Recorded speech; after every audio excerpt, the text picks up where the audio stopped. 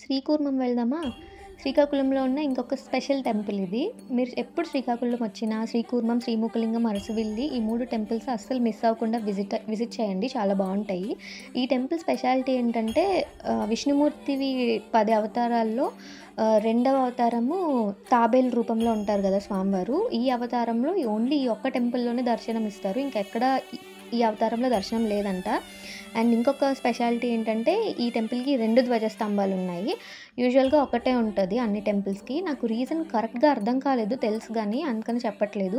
By the way నేను, మా తమ్ముడు ఇద్దరం వెళ్ళాం టెంపుల్‌కి. ఆ రోజు రష్ కొంచెం తక్కువుందని 2 సార్లు దర్శనం చేసుకొని వచ్చేసాము. ఇదైతే కాశీ ద్వారము. అప్పట్లో సొరంగ మార్గాలు ఉండేవి గదా! సో, ఇలా కాశీకి వెళ్ళే దారనమాట ఇక్కడి నుంచి. అండ్ దిస్ ఈస్ తాబేలు పార్క్.